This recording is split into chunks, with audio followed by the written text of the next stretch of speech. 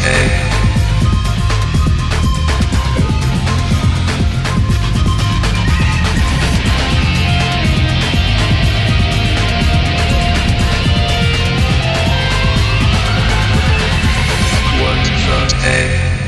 everybody, welcome to What the Tech. I'm Andrew Zarin. Of course, I'm joined by Paul Therada, as I'm each and every week. How you doing, Paul? Pretty good. Pretty good. It's hot here. It is. I've been ravaged by allergies since I got home. You know what? I knew there was something wrong. You know, I feel like I know you pretty well. We've been together for about 4 years now, and I knew there was something off. I had a feeling. It's that kind of nasally quality to my voice. Yeah, I can't stand the summer. It's the pollen. I hate the summer. I hate the heat. I tell people all the time, my gas and electric bill in my house is over $1,000. Wow. Always. Oh, I mean, we get a little break in May, maybe a little bit in June, but as soon as you put the air conditioner on, you're all the way back up to like $1,000. The cheapest I've seen is like $800, but in the winter we have months that's like $1,200–$1,300. Yeah, just from heat? Just from the heat, yeah. I mean, the heat alone. But I don't run the heat. I mean, I literally keep my house at 62 degrees throughout the entire year. Do you have central air? I don't. So I believe we do not either. In fact, we have the original furnace that was in this house when it was built back in 1960 or whatever. But obviously that furnace is starting to go. In fact, over the winter, we had this issue where they had to replace a part and they basically had to manufacture it because it's not made anymore. Yeah. So we're going to replace it, and we're probably going to get central air, but because we already have the duct work, like we're not going to be able to do anything sophisticated. It's just going to be on for the whole house or off. So I'm sure our electricity bills or whatever are going to go through the roof now. What do you have though? You have gas, or you have like forced air? Forced air. Okay. So we have natural gas, and then we have a radiator for ours, but it's so insane. Yeah, it was converted over from oil. It was converted over in the 70s. Yeah, my house is it water, like forced water? Yeah. All right, so you'd have to get new ductwork to get central air. Sure. Yeah. And you know what? It's a big old house. The house is over 113 years old at this point. Mm-hmm. I mean, and I can't expect there to be like negative pressure. Where you shut the doors, they come and they do that test where they seal everything off to see what kind of pressure you have. Right. I think positive pressure is most commercial. I was reading about HVAC. I went crazy about this because when I got into the home automation, I fell down that rabbit hole and I started reading about like air conditioning and how that could work. And it's pretty complicated. And most homes, like you're leaking water, you're leaking air from almost every corner. And there's an entire thing about HVAC about creating positive pressure. And it actually eliminates the pollen. It eliminates the dust in your house. My God, I would love that. It's actually they asked one of the quotes you got was about whether we wanted air filtration, and we weren't even sure what that meant. And I think it was something related to that because I think it helps with dust and with whatever particles might be in the air. Maybe that would help with that. I was talking to one of my buddies that does this stuff for a living, and he's pretty successful at it. And I was telling him, I'm like, I was asking him to explain. He's like, when you look at the beam of light coming in and you see all that dust in the air, that should never be there. Yeah, I'm like, what do you mean? That. I'm like, what do you mean that shouldn't be there? That's always there. He's like, no, that's actually really bad. Yeah. You should not have that much dust. I actually took a picture of the amount of dust I have in my house. He was blown away by it. He's like, I don't even know how that's possible. I don't know how you're alive. Our cars get covered in like what looks like a half an inch of green dust, this time of year. And, we wash them and it gets covered the next day. It doesn't matter. And, I got home from Colorado on Friday and we did yard work on Saturday. And, it feels like super healthy. You're outside, like in the sun, sweating and getting like actual work done. And, but then I can't breathe for 2 days because like I can feel it. Like it's in my, it's like this dust has coated the inside of my throat. There's no tech item in the world that'll prevent that from happening. No matter how much technology we talk about. I guess I could wear a mask. I don't know. You wear a mask, yeah. A couple things from last week. We were talking about the home automation, but we also were touching on that health aspect to technology. And we were talking. You brought up something interesting where you said the watch isn't going to be that oh my god moment for Apple, and it's not going to be for anybody. And we were talking about how we got 20 years of technology in a matter of 3 years. Yeah. in the late 2000s, and it was kind of Yeah, crazy. we got lucky We there, and did. now I think you expect that. It's like you win the lottery, and then you feel like you should be winning the lottery every week, and that's really not how it works. That's not how it works. You know? And now we're like a little over a week away, a week apart from WWDC, and kind of everything is Yep. settled. I think that big thing will be that big future tech item like the iPad and what the iPhone did to cell phones. I think it's going to be the health monitoring. Mm. And I would not have said this last week because my whole thing last week was we're not ready yet. We can't evaluate this. We can't evaluate that. How are we going to be able to check our blood sugar level via a watch, for example, right? Like you need a separate device that's going to do that, and you're going to connect it to your phone. Yep. I started reading about all these companies that are developing all this technology to work with Apple's health book, what I think they're calling it, Health Kit. And I was blown away. Well, that's right. So on all these companies that exist. Apple, well, because now it's Apple, right? So in other words, 10 years ago, that would have been if Microsoft, that they would have had that effect, maybe 15 years ago. Apple has such presence, the Apple backing this kind of technology, even though, those of us in the know might argue that they're a little late to market, whatever, however you want to say it. Their very entry into this market formalizes it and legitimizes it. I always say that. Legitimize? Legitimatize sounds like it's not a word, but that's you know not what I'm a trying word. to say. It makes that market legitimate, let's say. And and now now we have that waterfall effect. And right. I mean, this is like the conversation we just had on Skype before the show, But this is stuff that already exists, and that baffled me. I had no idea that things. Well, integration services and devices, you mean? Yeah. Well, no, like No. the concept that we could have this one watch, right? Mm-hmm. And this health monitor will be able to determine our oxygen level, if we're dehydrated. Well, how will it be able to do that? I was looking, so I was one that said, no, it can't do that. It can't do that.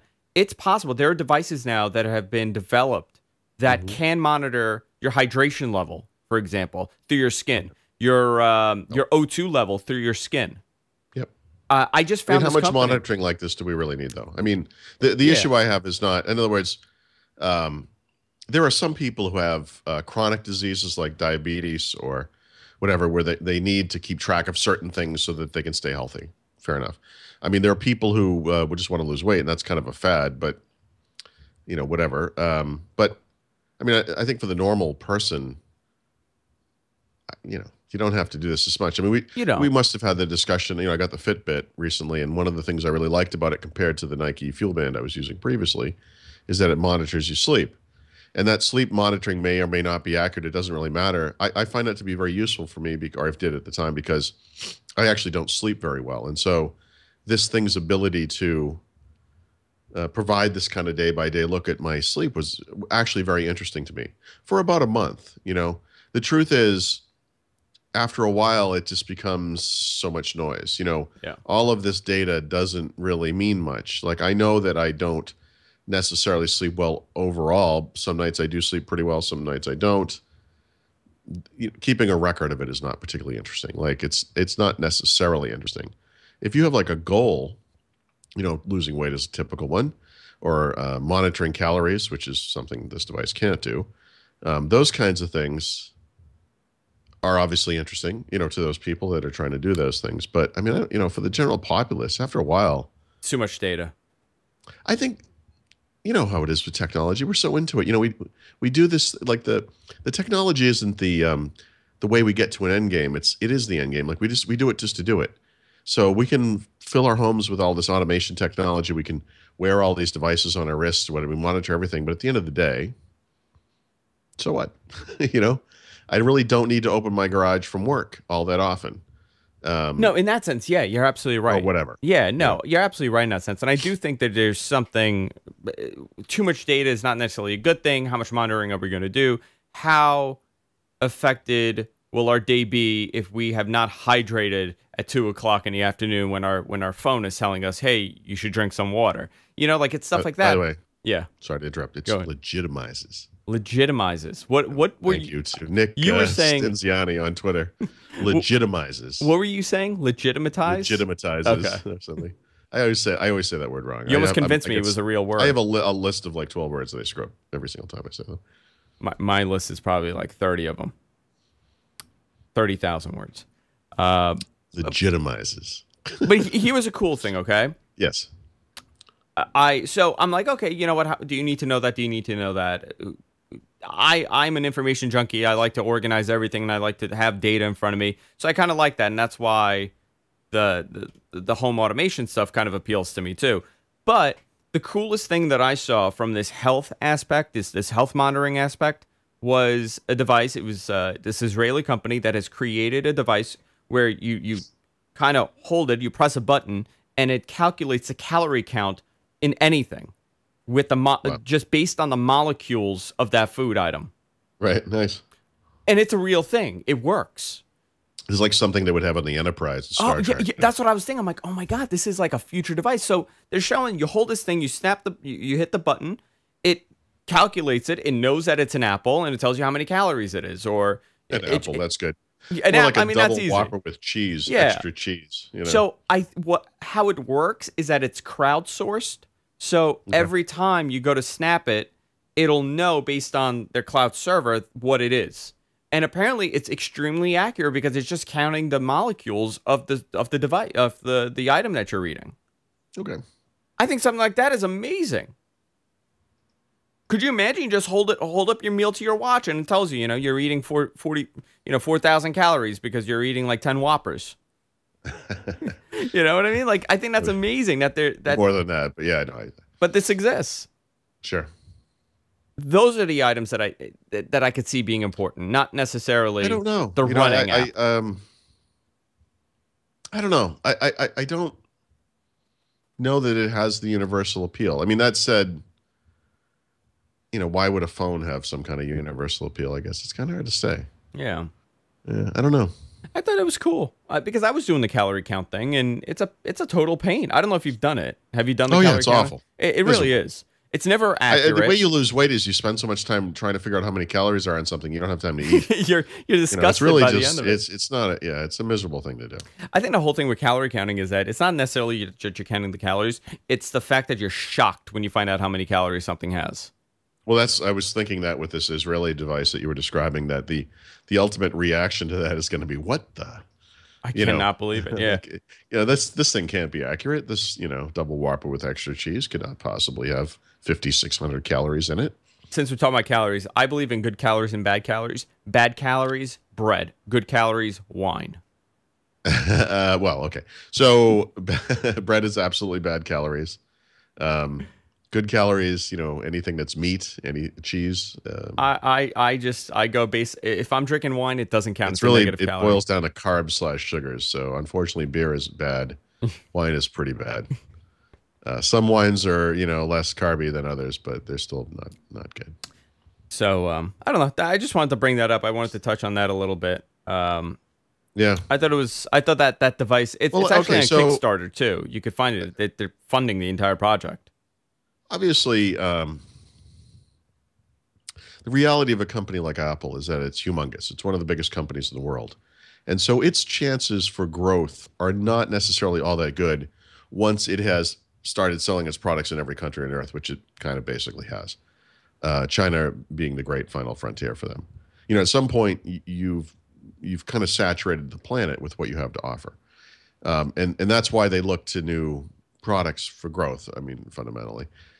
I think it kind of sucks that that's the kind of capitalist system that we work under, because a company like Apple should never have to make another dollar more than it's made, and could be successful for decades and decades to come. If it just stayed at this level, it would still be the biggest company on earth, or one of the biggest. And it's a weird situation to be in, because for the same reasons that made the past decade so amazing for people like us who love technology, or just for maybe human beings in general from a technological standpoint, it also makes Apple's future growth difficult, because now it too became very big in that same small period of time, and it's very hard to bust out of that. And I think that's the thing people are looking for, because Microsoft obviously plateaued. IBM back in the day plateaued, and that's kind of what happens. And so, in Apple's case specifically, I mean, the company kind of remade itself a few times, which is what was unique about that time period too. And so we kind of expect that or want that, but I mean, I'm not really 100% sure that that's necessary. And I look at some of the stuff that they announced last week, and my takeaway from that in many ways is that the cool stuff that they did is not like like a single feature in iOS or some feature over on the Mac, but um, the stuff that makes them work better together, which is really cool and something they haven't really done a lot of in the past. And then the new integration capabilities, which is something Apple has always resisted. And that aspect of that announcement of the stuff that they're doing is actually an example of them remaking themselves. It's not a new product, but it's Apple doing something that they've never done before, because Apple's modus operandi has always been it's our way or the highway. Yeah. But now they're going to let people put their own keyboards on those, virtual keyboards.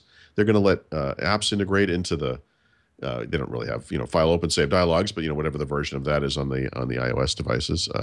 And so if you want to use iWork apps with OneDrive, you'll be able to do that. Like you can integrate into those parts of the OS or apps, and that's actually really amazing. It's not, again, it's not earth shattering to the outside world. It's not the type of thing that's going to cause their stock to jump through the roof. But for the people that actually use these products, that's actually a big deal. And that's the type of thing I care about. I mean, it's the type of thing I think, people who would listen to this podcast, or people care about technology in general, or, whatever. I was going to say people care about Apple, but the truth is a lot of people who care about Apple actually do care about the money part of it. And they love the fact that Apple's kicking in everyone else's ass or whatever. But I mean, honestly, if you look at it from the right perspective, I think, or what I would call the right perspective, Apple is doing something that they've never done, and it's the right thing. And I think that that's a great conversation to have.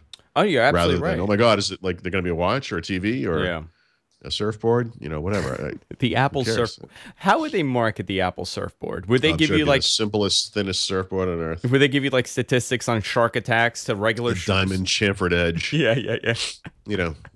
It's actually not hard to imagine how they would. No, I can see it. Device. After having this on the market for a good year, we have realized that shark attacks have not affected us. Samsung, on the other hand, and they'll give like this entire stat. I would love to see that. I want to see them enter different stuff. Like I want them to make like furniture. Very uncomfortable, very expensive, minimalistic, just real sharp edges. Everything sharp edges. Yeah. So E3 is happening this week. Weird. It was a little weird. Microsoft, all games. No hardware. All games. Yeah. Although, two things I would just say to that.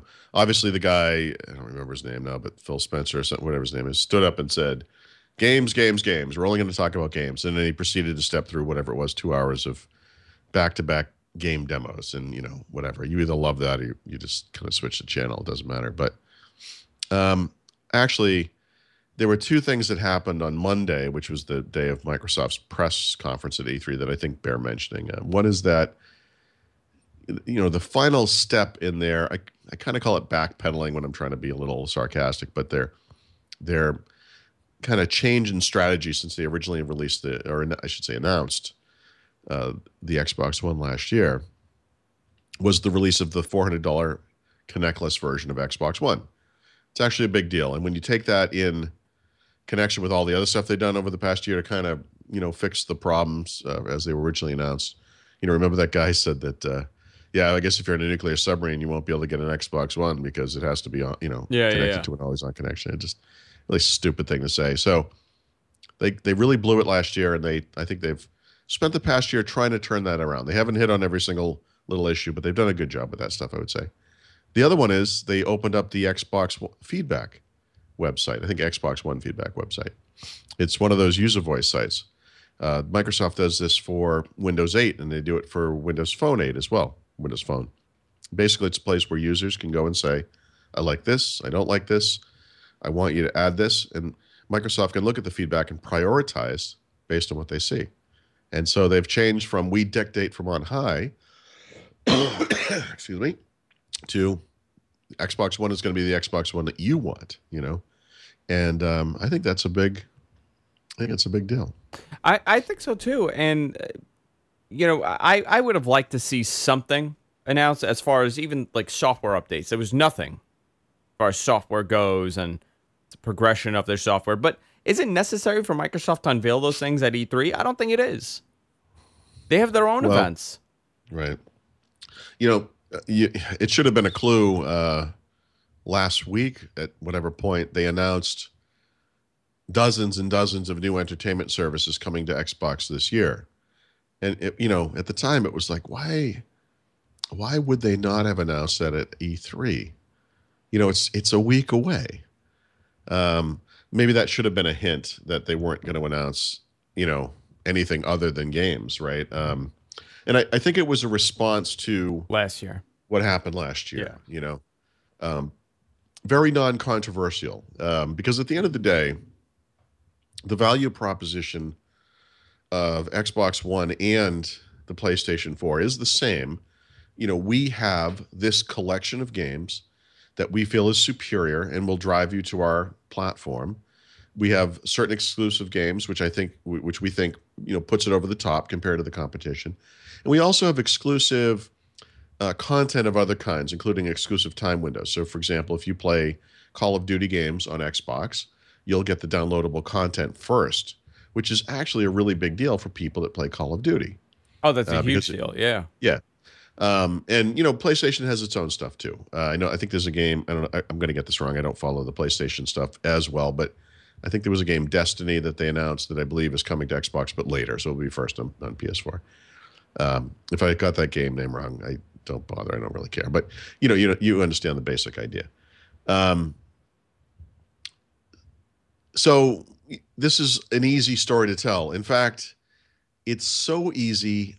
It kind of makes this is such a weird thing to say, but it kind of makes the Xbox announcement even that more lackluster because it's assumed that you're going to have this stuff. To me, the thing that makes the Xbox One special isn't just that aspect of it. It's how it, presumably beats the PS4 at everything combined, not just games, but the entertainment stuff as well.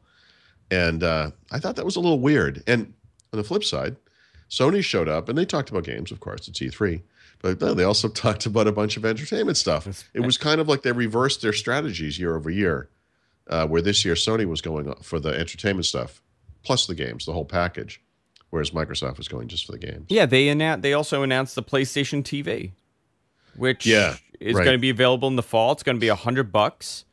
Yep. So a couple things actually about looks this. pretty good to me. Yeah, and they're doing something really different compared to all the other ones. Yeah. It's pretty much a mini console. Well, it's what it is. It's a thin client to both your PS4 if you have it in house, and to PS3/classic PS games if you up in the cloud through the PS Now service that they've been talking about for a while. The only problem I have with this device is that when you look at, the Amazon, the Apple TV, the Roku type devices, you see varying degrees of decent UIs and, attached services and all that kind of stuff. Sony has never really been good at that kind of thing, I don't think. And I'm a little worried about that aspect of it, just the general UI stuff. But, they'll have all the basic apps, I'm sure. So, whatever. But if you're a game player, this is actually a really interesting thing because, the PS4, like the Xbox One, doesn't play older games natively. But this PS Now service is a way to play those older games, which you can now do on this little $100 device, which is amazing. And if you do have a PS4, you can play those games in another room in your house without moving the console around. That's also pretty cool. So from what I understand, assuming it works. From what I understand, it's a little box, and any of your games that are in the cloud, you're gonna have access to. Okay.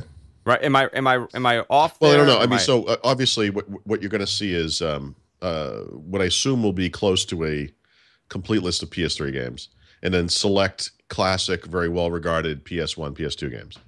I don't know what the exact breakdown is. This will be much like when the Xbox 360 first came out, and for the first couple of years, they would update the compatibility list, and some of your old Xbox titles would work and some wouldn't. So some will work. I don't think it's going to be 100%. But you should be able to connect it to the internet and access some selection of PS3/PS2/PS1 games, and it will be like on live or something. You know, it will be like a Yeah. streaming thing over the internet. Okay, so from what Angry Luke in our chat room is saying, it's all PS systems Okay. play and PS1 games, I'm guessing, from the cloud. Okay. So I guess that's how they're going to do it. What's the entertainment aspect to this device? It's Roku and all that stuff. Oh, pretty much everything that Roku has and everything that the I other think. ones have. Isn't it? Yeah. I mean, Yeah. This is not a bad little device. This is not a bad little device. And if you're... looks okay. Yeah. And for the gamer, this is another incentive to go PlayStation. And by the way, I have to say, when people tell me that the PS4 is a better console, for pure gaming, the Xbox One, I would call bullshit on that. But when you take in the whole ecosystem, where you have to include the PS Vita, which Microsoft does not have an alternative to, and now you can include this little box, the PlayStation TV, I mean, suddenly you can make a pretty compelling case that the PlayStation platform overall is arguably a better gaming platform for the pure gamer, or whatever that means, for people who love to play games, assuming they're interested in doing it in a variety of different places and ways. And of course, they have stuff for tablets and smartphones, I'm sure, as well, because they make those devices. But and Mike, this is something Microsoft was planning on doing, and apparently it's scrapped now, right? What's that? Microsoft was planning on doing this with a mini box. Yeah, they were going to have, so the Xbox One architecture is componentized, and they were going to strip out the really high-end gaming parts of it and sell a box that was codenamed Yuma for a lot less money, $100, $200, I'm not really sure. The Xbox One as we got it was codenamed Durango. The plans have changed a lot over time. I mean, Xbox One, if you may recall, was going to be available in two versions. It was going to be the $500 version they sold, and then there was going to be one that was like $300 with a 2-year, you'd have to pay for the Xbox Live Gold subscription for 2 years. And they bagged that for whatever reason. They bagged the Yuma box, which is sort of like the PlayStation TV. But I don't know that it's been canceled. In fact, I'd be shocked if they didn't come out with something like this at some point, and have always been planning to.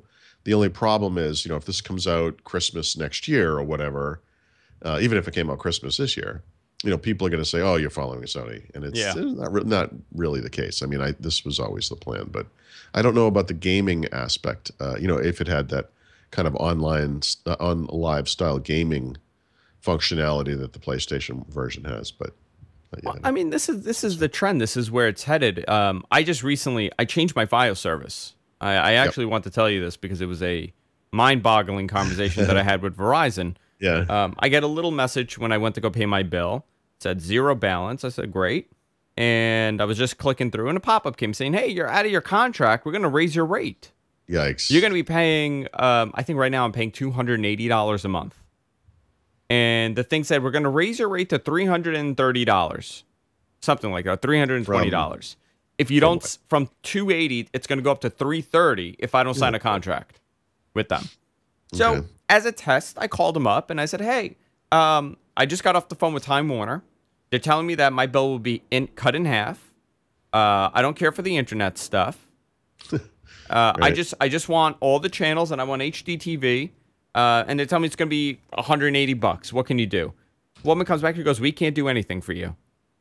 Just like that. That was it. Sure. I go, why? Why can't you? He goes, well, you don't qualify for an upgrade yet. You qualify in September. Called me back in September 12th, and I'll upgrade you then. I'm calling now. Like, why can't you do now? So whatever that was. So I ended up That's crazy. Fighting with them. I called again. I got a supervisor, and they were really helpful, and they brought my bill down actually tremendously. But they signed me up for Fios Quantum. Right. Did you have this when you had Fios? No. Okay, so the way that it works is that you get 1 megabox, like one server, and you could do, it has 12 tuners in it, and you could record up to 12 channels at any given time. I don't know who's going to be doing that. I didn't really care for that either. But look, I've had those times, and you probably have too, where you kind of wish you could do 3, You're watching, like, it happened the other night. I was watching the basketball game, and then the thing come up and said, we got to start recording the second show. We're already recording something else. You've got 2 choices. switch when the recording starts or cancel the recording. And it's like, actually, I kind of want to do both. You know. So yeah, I mean, Okay. I'm at 12. I don't know. 12 is crazy, but it does up to 12. You know, maybe. Yeah. Sunday nights are tough. I can admit that. But the reason why I got it is because the box is much quicker. Like all around, just the service is super quick, so you don't have to like hit it and wait, and you know, you remember. I mean, it's brutal. Just navigating through the UI is the box is the worst. Yeah, and the UI is a lot cleaner and better. So the way that it works, you get this box, and then you have like these satellite receivers in every room, and they're tiny little boxes, and you put them in every room. So I ordered that, but that's the same exact concept, right? You have one little box, and you put it in every room, and then you have like the main console, so you can play your games in every room. Oh, the same concept as the PlayStation. Yeah, it's the PlayStation. Well, sure, it's like getting a home server, or I mean, it's not like anything else. It's like a little client server network, I guess. And, see, something for the Xbox would be brilliant because they have Fios TV on the Xbox. So forget about the cable box. I would just get that and put it in every room. It's $100. You get Netflix, you get everything. It's a Roku, plus you have TV on there. Yeah, right. I mean, I don't know. I thought it's a cool concept. I'm getting it probably within the next couple days, and I'm curious how good it's going to work because people have said it's unbelievable, but everybody says things are unbelievable. Do you think Microsoft will put something out now that Sony put it out? Are they going to be more encouraged to put this little box out? I've always thought that they would do this. You know that. Their initial kind of go-to-market on Xbox One has been significantly detuned from their original plans. Remember, even from the stuff that they announced. So there was the stuff I knew about ahead of time where they were going to have two versions of the console. They were going to have this kind of entertainment set-top box. And they're like, we'll just have one version of the console. Remember, they were going to go originally to 24, 25 markets, and then it went down to 13. And then those markets aren't going to pick up until September of this year, which is almost a year later, which is crazy. I don't know why that all happened, but they clearly had problems just getting this thing into market. And so my feeling was always that Yuma box, as I call it, because it's the code name, will appear. We'll see a set-top box version of it because the Xbox One interface is wonderful. And, you could picture something like that with an Xbox One remote, which is a great remote, in your living room. $99 at this point. I think you'd be crazy to sell it for anything more. It would be fantastic. I guess the question is the gaming part of it. I don't know if that's in the cards or not. Yeah. I would imagine that it would be somehow. I would imagine. I don't know. That's something I've never heard about. I'm trying to sign into Xbox Smart Glass as we talk, by the way. I just wanted to see what if anything you can do with that on a PC. Because on the Smart Glass? I think of it as more... It's obviously a companion second screen kind of thing, but it would be interesting if there was a way to, get services through the Xbox onto the PC, or because it would work on any device. So if you had a tablet or smartphone, it would work there in the same way. So as we talk, if I'm zoning out a little bit, I'm just trying to. I've never actually used it on this PC. No, click away, so Paul. I'm going to write a short basic program while we talk. The other thing that I would have loved to see from them is even if you're not going to be able to access. Your Xbox games, for example, why not access the arcade? Like the older games that you can. Right. I mean, just do that with the Xbox because they have such a vast library of content on there. I'm trying to cut back on a lot of this stuff, so I'm trying to figure out what device would serve all my needs. And unfortunately, right now, there's not one device. I mean, the Roku has Time Warner Cable on there, but doesn't have Fios on there, and the other one doesn't have either one, but it has a better Netflix interface. So they're all doing something a little different. Maybe it's Apple. Maybe Apple's going to be the answer to all this with their next, Apple TV. Right. I never realized. I kind of knew, but I didn't realize how limited it was until I tried to watch coverage from E3, and then I realized you can't do that on the Apple TV. There's no service. What am I going to watch it on? You can't do it. Right, because there's no web browser. There's no web browser. Yeah, that's interesting. Okay, I watched it. Actually, I just watched it on the web, but I could have done it on Xbox, obviously. All right. So the smart glass thing's not going to work. It is literally It's not. designed just to control what's on the Xbox One, and there's nothing coming back. So, Yeah. in fact, I'm probably playing music on this thing. If anything. Did you watch any of the the Nintendo stuff from today? No. Oh my god! I wrote to Paul. I saw you. when it was happening. I wrote down. I go, oh my god, Nintendo's like stuck in 1996. They're convinced that their strategy is just the correct place for them to be, and I find that to be odd. I think Sony has infiltrated that company, and they're just like somebody at the higher up of Nintendo now works for Sony, and they're just trying to destroy that company. I mean, they announced nothing. They announced everything that they had announced last year and said it's coming in 2015. So they showed a Zelda game, the same one that they showed last year, or years ago when they were talking about when the Wii U came out, and they spoke about an extensive field, so you could do whatever you want. The world is open for you to play around in. They showed Mario edits, so you can make your own Mario game, so you could build it out. It was really dumb. I mean, it was really dumb. I don't know what the future of that company is. Right. I mean, I cannot figure it out. Well, I mean, obviously, they primarily target children, and they kind of always did. I mean, for whatever reason, in the late 80s, early 90s, whatever, when the Nintendo NES, system was around and everybody wanted to play Mario 1 and 2 and 3, I guess.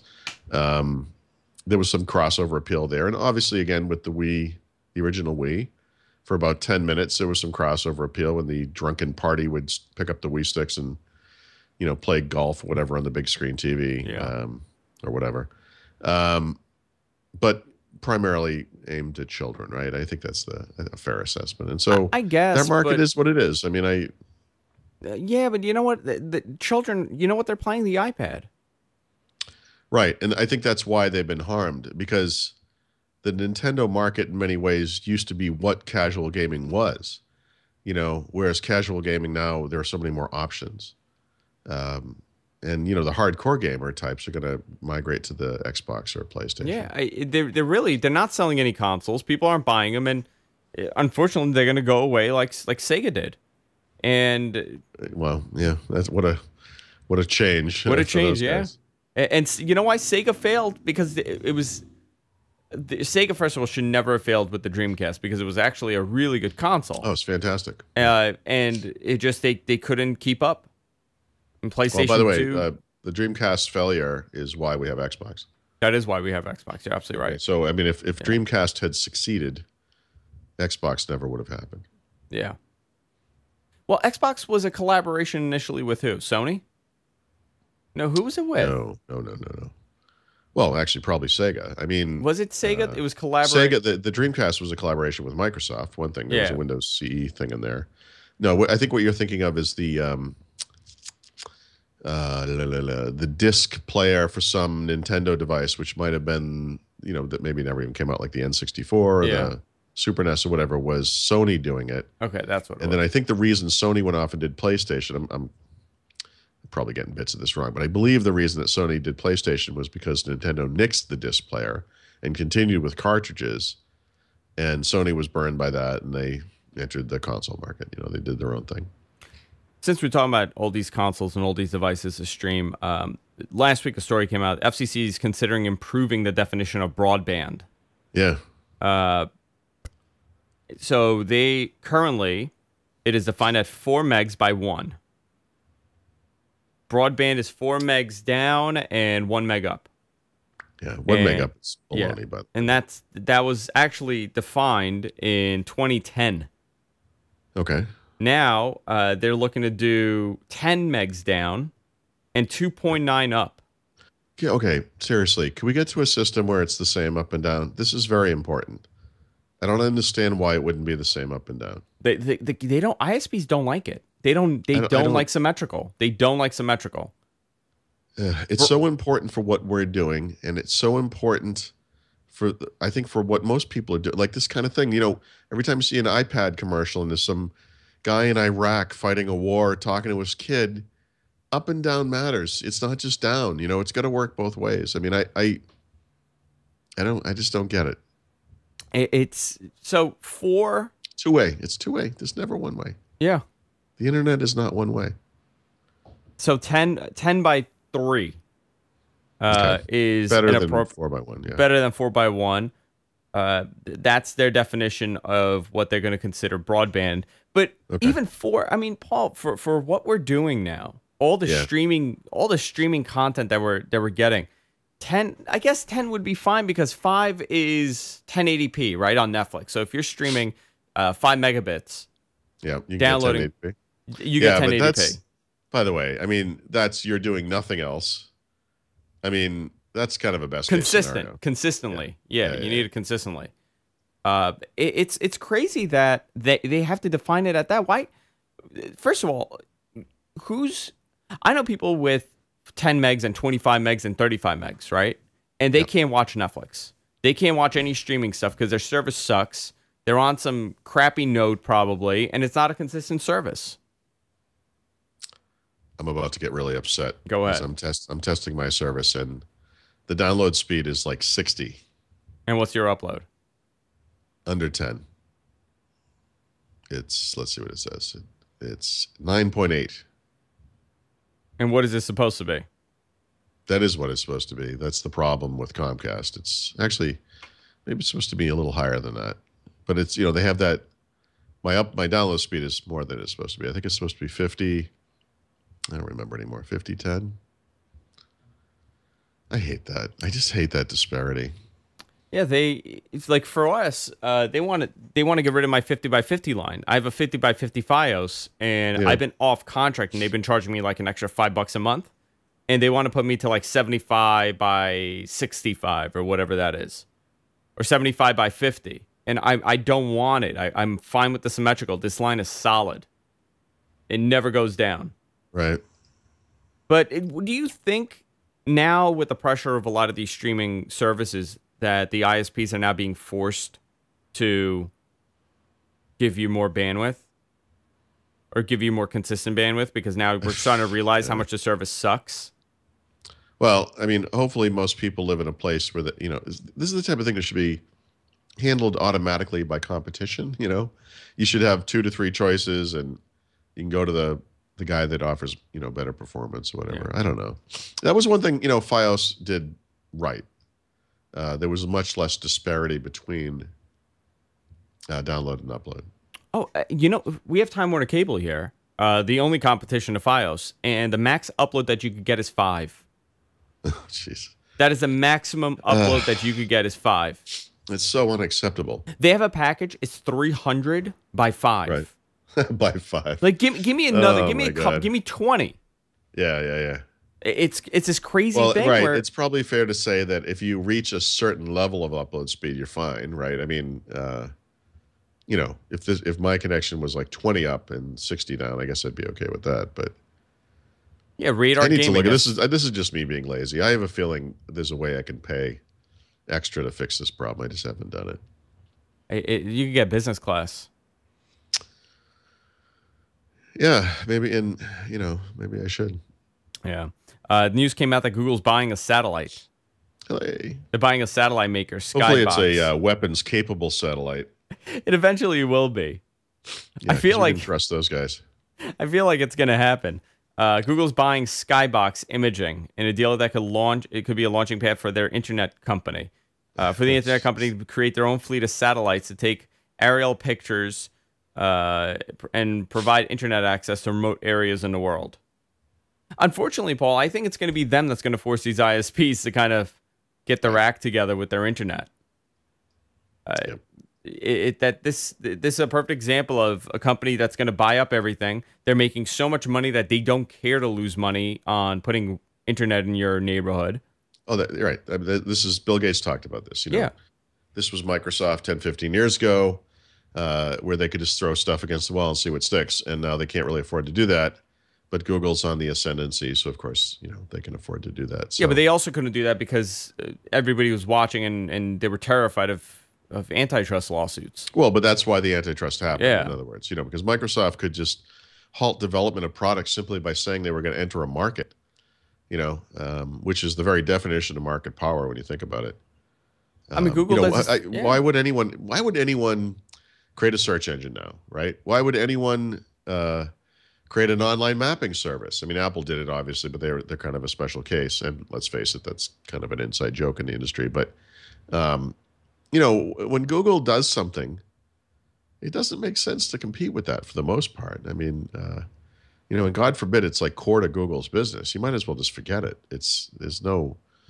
You'd have to be insane. I mean, they pretty much, when they launched their Google Fiber, they came out and said, we're not looking to make money from this. We're looking to disrupt the market so it encourages ISPs to, change their ways. But in reality, they are competing in the market. They will eventually make money. If they come to New York, if they go to Paul, if they come to Boston, you wouldn't get it. Right. You would probably get Google Fiber. I would get it in a heartbeat. In a heartbeat. As much as I, in many ways, cannot stand Google, as much as I do not trust Google, if Google Fiber came here today, yes, I would be first in line to get that. Yeah. Absolutely. I mean, instantly. And I think they're pretty smart with the way they're deploying it. And I think the response has been fascinating from the companies that are in competitive areas with them. AT&T, Uverse is offering a gigabit connection now. So, but you went from offering 20 by 1 or whatever it was, I'm just coming up with a number, or 20 by 5 to offering 1 gigabit. And you're telling me you couldn't do that prior? Yeah. Sure. In a way, I'm actually happy that Google's encouraging, these companies to kind of do that. Verizon here was supposed to, there's a big problem here in New York City with Fios that they had all these terms by 2014. By June 2014, they had to meet these conditions and they had to meet these terms, and certain neighborhoods had to be wired. And I'm sure they've met every single one of them. Is that what you're going to tell me? Oh, no, it's amazing actually. And part of the deal was a wireless internet for New York City. All the 5 boroughs would have wireless access no matter where you are. It sounds like Nerdvana over there. And they have not. They've almost wired all their set areas, and they said, Sandy was a reason, and sure. They actually said Sandy, and they brought up landlords. And when they were asked, like, what do you mean? They go, landlords don't let us in to wire the buildings. I mean, so they brought up a hurricane, and they brought up slumlords as their excuse on why that's awesome. On why they haven't done this. So the mayor actually is saying, like, listen, we may have to take legal action against you guys because we allowed you to come in for this reason, to do this. These were the conditions, and now you haven't done it, and now you're blaming all this other stuff. But this is what happens when you don't need to do it. Right. They half-assed the entire thing. They did that weird handshake agreement with Time Warner and Cablevision and Comcast, where they said, we're not going to compete with you if you give us spectrum, and now we don't have competition. It's still the same shit here in New York. Right. There are parts, Paul, where 2 houses down from you there's Fios, and you can't get it. Yeah. It's nuts. It really that would be maddening. Just run an Ethernet cable from the house. Yeah. Why can't you just run an Ethernet cable all along the backyard? But Google's looking at the satellite thing is pretty interesting. If they're looking to launch this global internet service, and nobody's going to question them. It's going to be perfectly fine. Because Google doing it. I'm trying to see here if there was any more stories about this. But $500 million they bought the company for satellite. Robots and satellites, Paul. I'm telling you, they are becoming Skynet. This is like a Daniel Suarez novel come to life, It really is. It's nuts. The other thing I want to talk about was Sprint agreeing to buy T-Mobile. Since we were talking about antitrust, this was last year. AT&T was about to purchase them, and the deal didn't happen. But AT&T is neck and neck with Verizon, and this would have created a single dominant player in the industry. So arguably, this is unfair. And it would have been one GSM provider. Yeah, right. That was part of the argument. Okay. Right.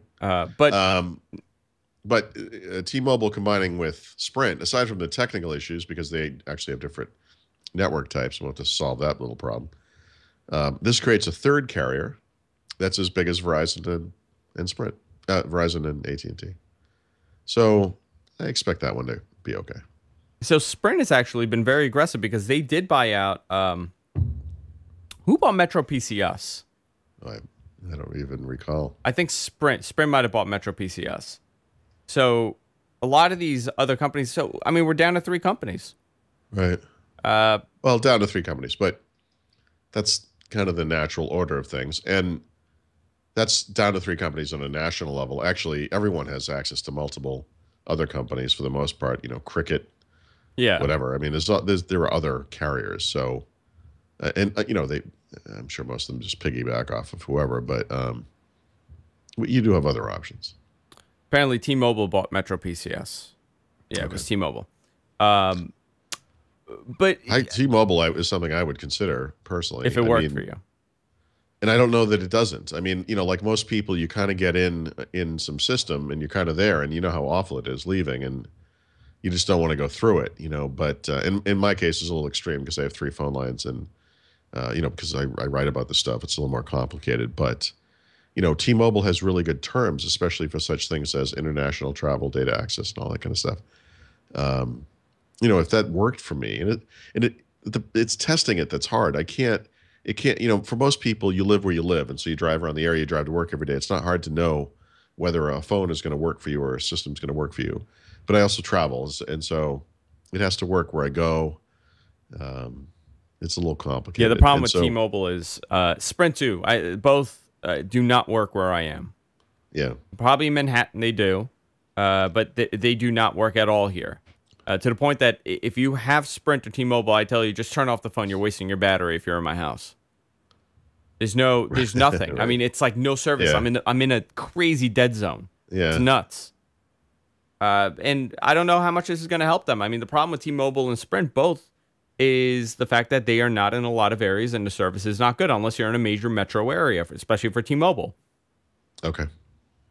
I mean, if you look at the map, like there's nothing in the Midwest. There's like no T-Mobile service. Right, it doesn't even exist. I like it. I'm going to see the map if I can find it now. T-Mobile coverage. Check your coverage. Mobile coverage. I live in North Carolina. Is that okay? T-Mobile 4G. No, they want. Okay. See what they want to do is. It says they cover 96% of Americans. Where? I don't know. Yeah, what is the asterisk say? Oh, so you know what? They probably do with 2G. With 2G, probably. Yeah, they probably. Yeah, okay. Yeah. It doesn't actually specify. Right. That's interesting.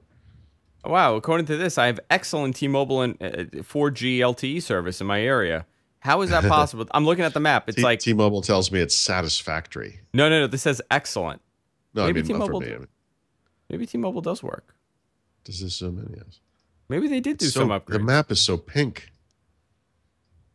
I'm zooming out. It's funny.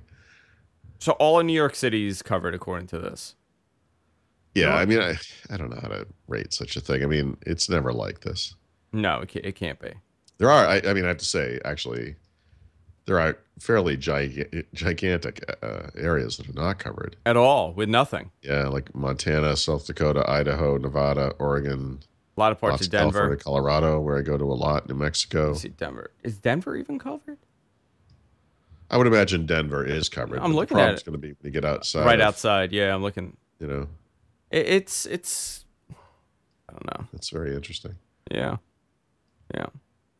Yeah, it looks like so they've got like the I-25 corridor is covered. So Fort Collins, Cheyenne, Denver, Colorado Springs, Pueblo, etc. But once you get outside of that corridor, South Dakota is not covered. The entire state is not right. covered. I mean, you're kind of on your own. So, yeah. Well, actually, I guess you would literally be on your own. Montana, Idaho. I mean, you can see where they've strung towers. There are lines in the map that kind of indicate population areas, right? Yeah.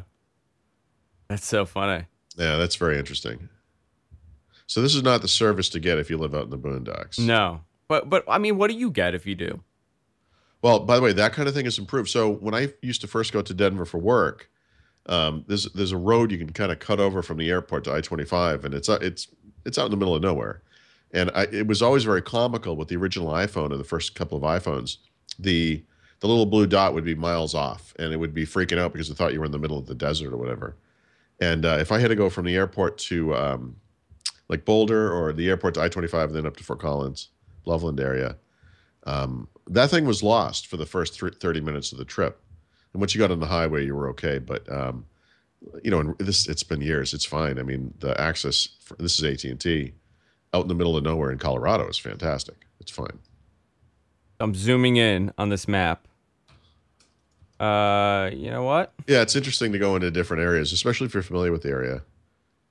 According to this, I have excellent service, but I don't even know how that's possible because nobody has T-Mobile service in my house. Well, I'm in a on my block where I live too, and I don't know T-Mobile, but AT&T and Verizon. Nobody. Not good. Yeah. It's awful. All right, Paul. Time to wrap it up. Alrighty. Time to wrap it up. We're gonna hang out for a little bit. Couple minutes after the show, we're gonna do our What the Talk segment. If you watching live, you get access to it. You guys can watch it. But if you're listening to the podcast, this is a Patreon only show. We're doing this exclusively for people who fund us on Patreon. You can fund us too if you go to patreon.com/whatthetech. That's patreon.com/whatthetech. You can fund us anything, $1, $2, $3, 50 cents, whatever you want to fund us, you can. It's per episode. And you get access to these specials. We're going to be doing a call-in show soon. So that's going to be exclusive on Patreon as well, where you guys call in and we talk about technology. You say hello. Tell me I'm an idiot. Or you tell Paul that he hates Apple. Whatever you want to say. It's open. That's Patreon. No, you don't. You don't. Just you get accused of it. You're very Apple friendly. Patreon.com/whatthetech. Also, subscribe to us, guys. Hey, we have an SD RSS. A lot of you guys have been asking for a standard definition RSS for the video. If you're on mobile, now we have an SD RSS, and that's going to be posted with the show notes, so you get access to it in the show notes. Just click on it, subscribe to it. Also, subscribe to all our feeds if you can. We're everywhere podcasts are available. WinSupersite.com is a website to get all things Paul Thurrott.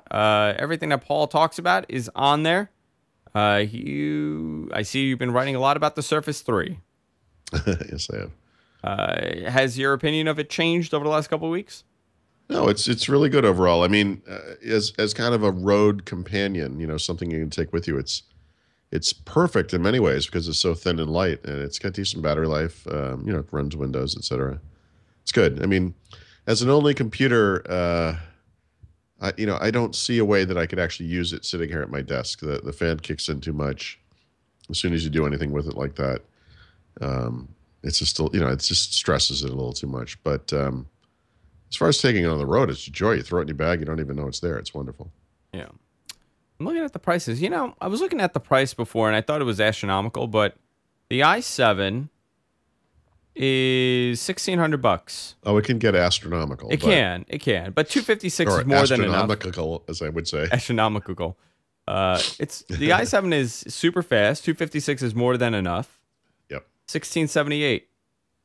Yeah, it's comparable to whatever else is out there. Sure. It's around there. All right, guys. You can follow me on Twitter @Andrew Zarian. You can follow Paul @TheRot, and we'll see you all next week. Good night, everybody.